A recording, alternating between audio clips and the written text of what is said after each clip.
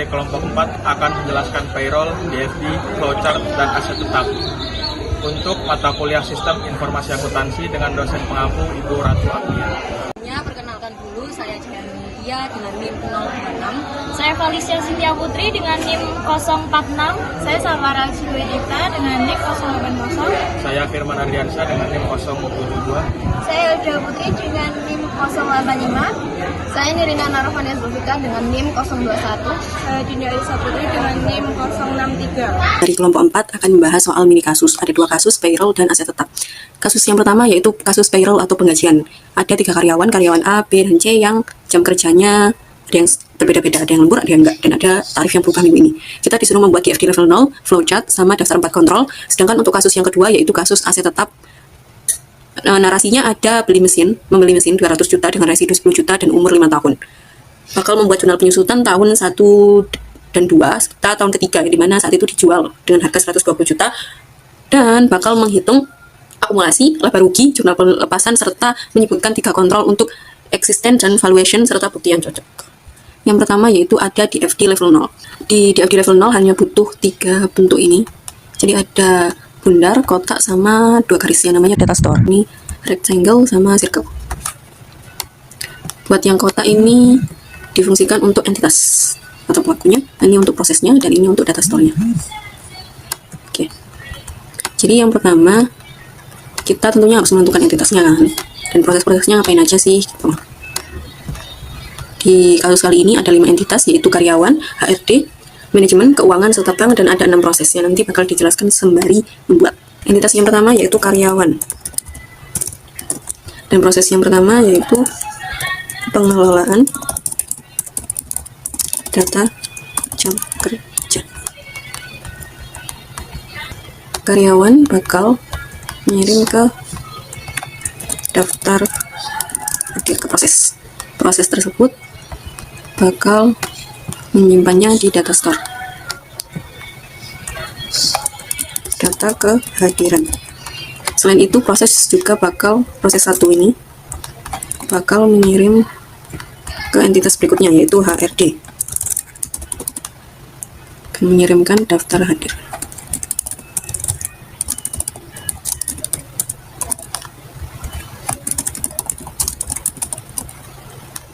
Nah, HRD bakal melakukan proses yang kedua, yaitu validasi data. Nah, bedanya dengan diagram konteks itu terletak di prosesnya. Kalau di diagram konteks itu cuma jadi satu proses. Itu kalau ini dipecah lagi. Jadi ada proses ke-1, proses kedua, ketiga, dan seterusnya. HRD bakal melakukan validasi data daftar hadir, validasi data daftar hadir yang akan divalidasi atau dicocokkan dengan data kehadiran serta jadwal karyawan. Nah, seperti ini.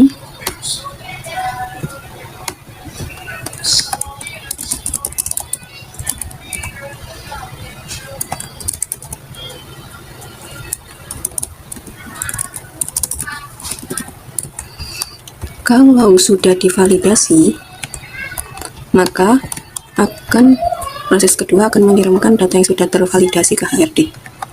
Data tervalidasi. Nah, data yang sudah valid akan lanjut ke proses yang ketiga, yaitu perhitungan gaji. 3.0 perhitungan gaji. Jadi HRD bakal mengirimkan data yang sudah valid. Nah, perhitungan gaji ini membutuhkan data proses, yaitu data store, yaitu data kategori gaji. Jadi nanti misal lemburnya berapa jam gitu, nanti diambil dari sini. Sini. Nah. Proses ketiga bakal lanjut ke proses selanjutnya, yaitu proses keempat, persetujuan gaji.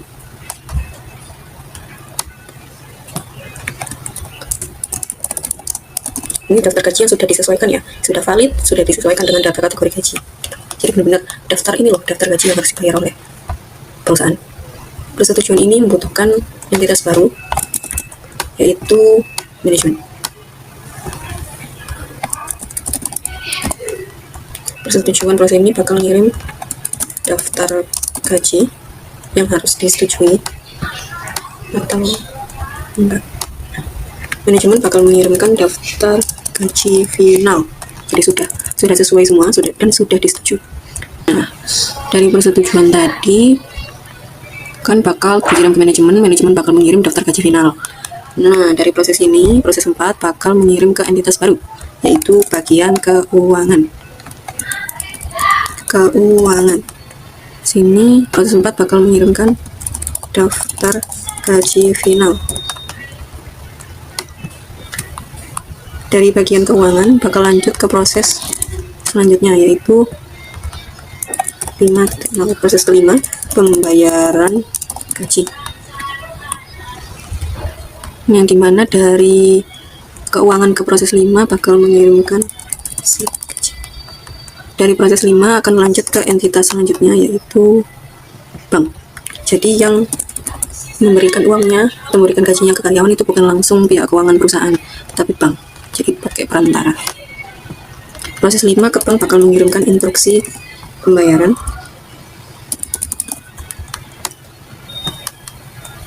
Nah, habis bank menerima instruksi pembayaran akan melakukan proses ke-6, yaitu penyaluran dana. Di sini bakal melakukan uang gaji. Sial. Nah, balik lagi ke karyawan dengan uang gaji.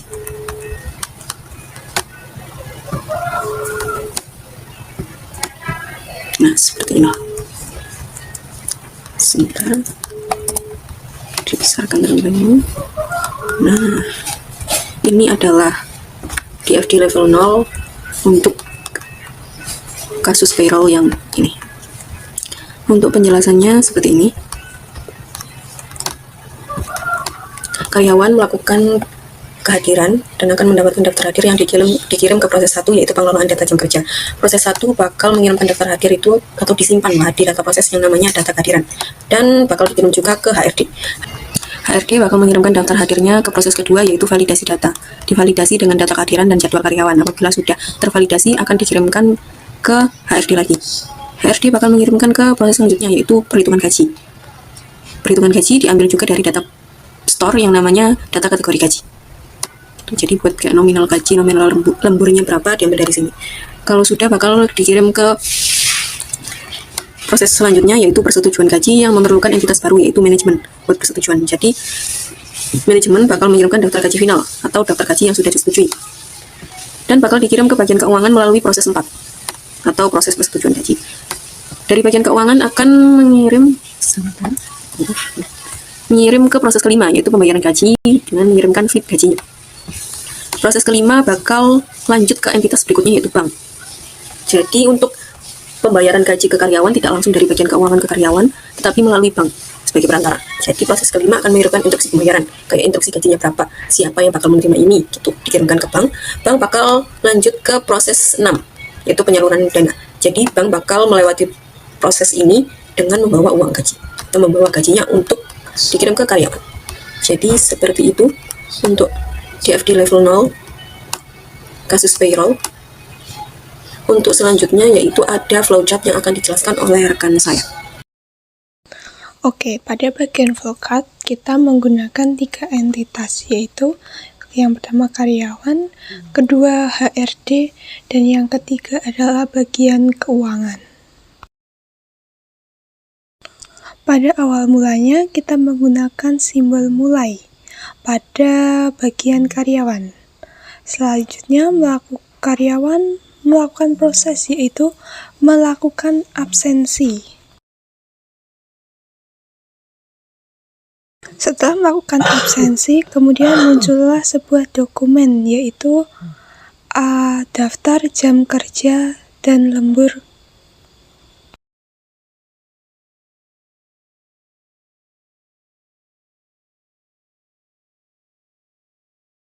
Selanjutnya dari dokumen ini akan kita teruskan ke bagian HRD menggunakan simbol unpack. Kita beri simbol A. Kemudian pada HRD terdapat dua dokumen yang salah satu dokumennya akan kita arsipkan, kita beri huruf D yang artinya diurutkan dari date atau sesuai tanggal. Untuk dokumen satunya akan kita lanjutkan, kita proses, yaitu menginput dan memvalidasi data. Dari proses ini timbullah sebuah decision atau kemungkinan apakah data ini valid atau tidak. Oke, dari sini kemungkinan timbullah dua proses. Proses yang pertama yaitu mengecek kesalahan apabila data tersebut tidak valid.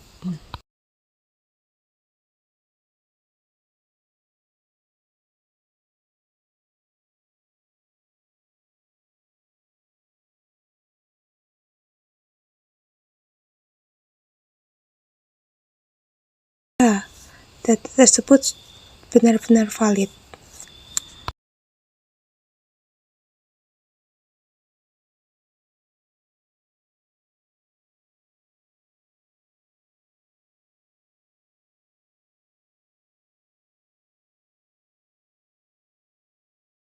Setelah melakukan proses pencatatan, pastinya akan muncul sebuah dokumen, yaitu daftar jam kerja valid.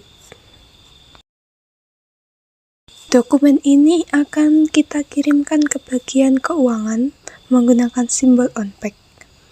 Kita berikan huruf B.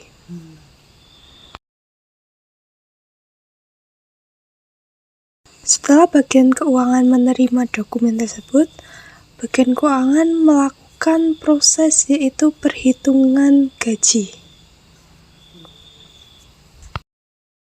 Setelah melakukan proses, maka muncullah sebuah dokumen yaitu daftar gaji. Kita akan membuat dua rangkap, yaitu yang pertama akan kita simpan ke bagian arsip.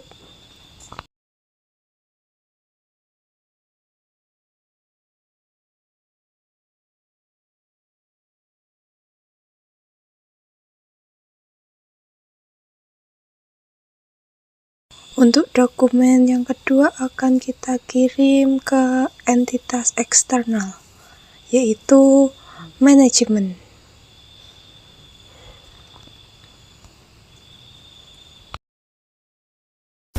Lalu dari manajemen akan menghasilkan dua keputusan. Kita menggunakan decision, lalu kita ketik setujui, tanda tanya. Lalu kita akan hubungkan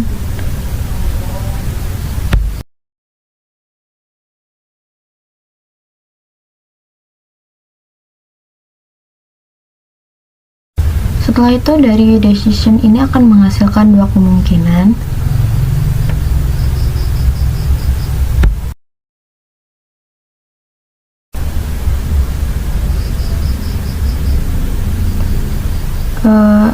Yang pertama adalah jika tidak disetujui maka akan kembali ke HD, lalu kita hubungkan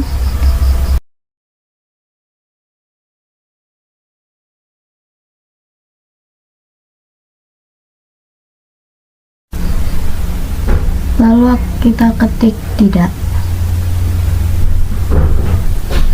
Yang selanjutnya, jika disetujui,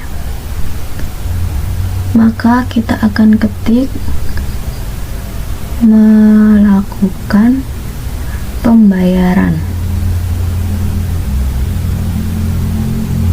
Kemudian kita akan tulis di atasnya ya.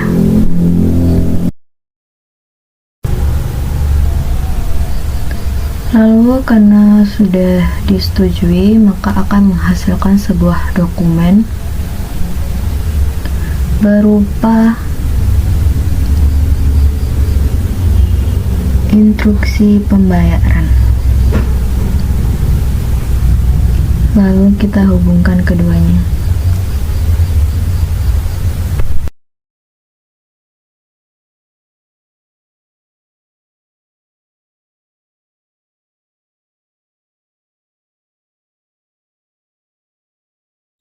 Lalu dokumen akan diberikan kepada entitas eksternal.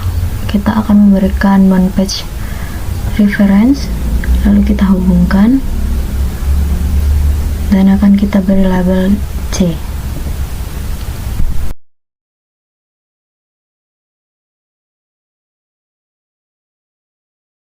Setelah itu akan kita copy, kita masuk ke kolom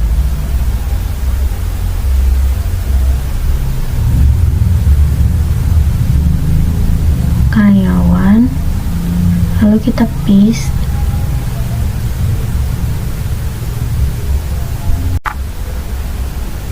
dan kita akan menambahkan one page reference, lalu kita hubungkan keduanya dan kita beri tanda C karena mereka saling berhubungan.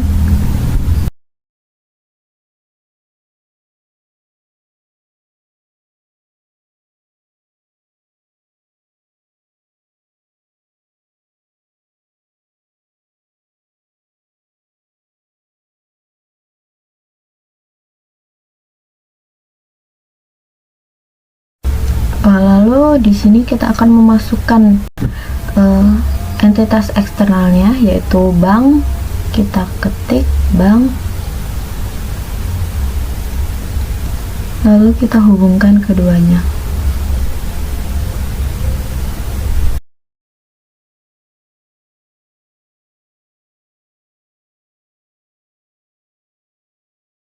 Setelah itu akan menghasilkan sebuah proses,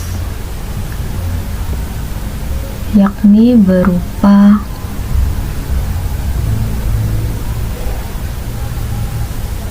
penyaluran gaji karyawan. Kita ketik penyaluran gaji. Dari proses tersebut akan menghasilkan sebuah dokumen. Kita hubungkan terlebih dahulu, yakni berupa dokumen bukti transfer.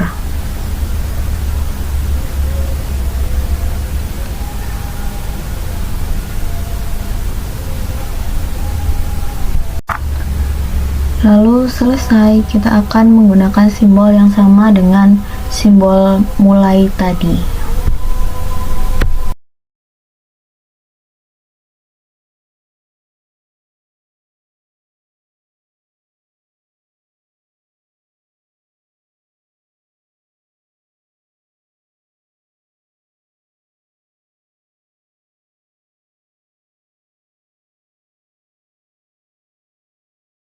Nah, untuk 4 kontrol dan bukti yang diperiksa, yang pertama ada otoritas data kehadiran dan jam lembur oleh atasan langsung sebelum diproses HRD. Ini itu jenis kontrol pencegahan yang tujuannya tentunya untuk mencegah manipulasi atau kesalahan input jam kerja atau jam lembur.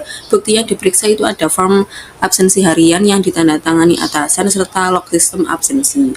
Untuk yang kedua ada rekonsiliasi daftar gaji dengan data karyawan aktif dan di HRD. Jadi ini untuk mendeteksi supaya memastikan tidak ada pembayaran kepada karyawan fiktif atau karyawan yang sudah keluar.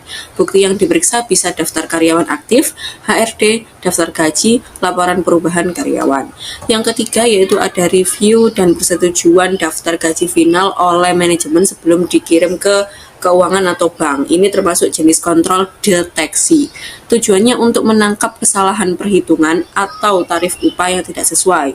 Biasanya bukti yang diperiksa itu ada daftar gaji final yang ditandatangani oleh manajer atau bukti otorisasi email atau persetujuan. Untuk yang terakhir yaitu ada rekonsiliasi slip gaji dan mutasi rekening bank setelah pembayaran. Ini jenis kontrol korektif, yaitu memastikan pembayaran sudah sesuai nominal dan tidak ada kesalahan transfer. Biasanya bukti yang diperiksa ada slip gaji karyawan, mutasi rekening bank perusahaan, dan bukti transfer gaji. Hitungan dan pengendalian aset tetap perusahaan. Kasus aset tetap diketahui harga perolehan mesin 200 juta, nilai residu 10 juta, umur manfaat 5 tahun, dan tahun ketiga dijual 120 juta. Untuk perhitungan penyusutan dengan metode garis lurus, rumusnya beban penyusutan per tahun sama dengan harga perolehan mesin dikurangi nilai residu dibagi umur manfaat. Penyelesaiannya 200 juta untuk harga perolehan mesin dikurangi nilai residu 10 juta dan dibagi umur manfaat 5 tahun diperoleh 38 juta per tahun. Selanjutnya perhitungan akumulasi penyusutan dan juga nilai buku dan laba rugi. Akumulasi penyusutan Berjumlah 76 juta, nilai buku saat dijual dengan harga perolehan yang bisa dijual, di mana 200 juta dasarnya untuk 76 juta 6 juta menghasilkan 124 juta. Selanjutnya laba rugi penjualan itu rumusnya harga jual dikurangi nilai baku, di mana harga jual senilai 120 juta dikurangi nilai baku 124 juta, menghasilkan minus 4 juta, yang berarti rugi, di mana rugi penjualan aset tetapnya sebesar 4 juta. Hal ini tuh terjadi karena harga. Selanjutnya ada jurnal penyusutan dan pelepasan. Yang pertama, jurnal penyusutan dengan akun beban penyusutan di debit sebesar 38 juta dan akumulasi penyusutan mesin di kredit sebesar 38 juta. Kemudian untuk jurnal pelepasan, kas di debit 120 juta, akumulasi penyusutan mesin di debit 76 juta, mesin di kredit 200 juta, dan kerugian penjualan aset 4 juta di kredit. Selanjutnya ada kontrol bukti. Yang pertama itu pencegahan dengan deskripsi inventaris fisik aset tetap secara berkala. Tim audit internal melakukan pemeriksaan fisik terhadap seluruh aset tetap, misalnya mesin senilai 200 juta dan mencocokkan dengan daftar aset di sistem akuntansi dengan tujuan risiko yang mencegah pencatatan aset fiktif yang tidak benar-benar ada, dan bukti yang diperiksa itu daftar aset tetap perusahaan, form hasil stok of name fisik, beserta acara pemeriksaan fisik. Yang kedua ada deteksi, dengan deskripsi, penomoran, dan pelabelan saat aset tagging. Setiap aset diberi label atau barcode unik dan diverifikasi saat pemeriksaan fisik. Tujuannya mendeteksi kehilangan atau penggantian aset tanpa izin. Dengan bukti yang diperiksa, label atau tag fisik aset di lapangan, daftar nomor inventaris aset, foto dokumentasi aset. Yang terakhir, korektif, dengan deskripsi rekonsilisasi hasil pemeriksaan fisik dengan catatan akuntansi. Bila ditemukan aset hilang atau tidak sesuai, dilakukan penyesuaian catatan akuntansi dengan tujuan menjaga agar daftar aset di laporan keuangan hanya memusat aset yang benar-benar ada. Dan bukti yang diperiksa yaitu berita acara koreksi aset, bukti jurnal penyesuaian, dan notulen hasil rapat audit internal. Kontrol bukti valuation.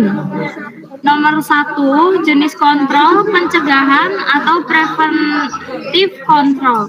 Deskripsinya, perhitungan penyusutan dilakukan otomatis oleh sistem akuntansi berdasarkan kebijakan akuntansi tetap atau metode garis lurus, umur 5 tahun, nilai residu 10 juta rupiah. Tujuan atau resiko yang dicegah untuk mencegah salah hitung penyusutan yang membuat nilai buku salah.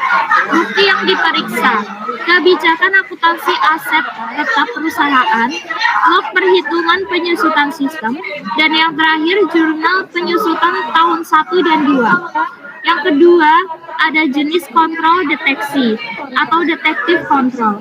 Deskripsinya, review periodik oleh bagian akuntansi terhadap laporan nilai buku dan jadwal penyusutan. Tujuan atau risiko yang dicegah untuk mendeteksi nilai aset yang terlalu tinggi atau rendah dibandingkan kondisi aktual. Bukti yang diperiksa, laporan jadwal penyusutan, rekonsiliasi nilai buku versus daftar aset, dan yang terakhir tanda tangan reviewer akuntansi. Untuk jenis kontrol yang terakhir ada korektif atau corrective control. Deskripsinya, penyesuaian nilai aset setelah penjualan atau revaluasi. Misal, mesin dijual 120 juta rupiah di tahun ketiga dilakukan jurnal pelepasan dan pengakuan laba atau rugi. Untuk tujuan atau resiko yang dicegah, untuk memastikan nilai aset di neraca mencerminkan nilai wajar setelah transaksi. Bukti yang diperiksa berupa bukti penjualan aset atau invoice, berita acara, dan penyerahan, jurnal pelepasan aset tetap, dan bukti penerimaan kas dari pembeli. Interpretasi keseluruhan dan kesimpulan. Yang pertama, aspek payroll. Hasil dan interpretasi yaitu sistem payroll yang memiliki validasi, otorisasi, dan kontrol internal yang baik akan mencegah kesalahan perhitungan dan fraud. Yang kedua, aspek aset tetap. Hasil dan interpretasi perhitungan penyusutan sesuai PSAK 16. Laba penjualan menunjukkan efisiensi, pengendalian eksistensi dan valuation, menjamin akurasi nilai aset, dan aspek yang terakhir adalah aspek keseluruhan. Hasil dan interpretasi kedua sistem, yaitu payroll dan aset tetap, saling berhubungan dengan pengendalian internal yang kuat untuk menjaga keandalan laporan keuangan dan mencegah kecurangan. Terima kasih. Video dari kami kurang lebihnya mohon maaf. Terima kasih.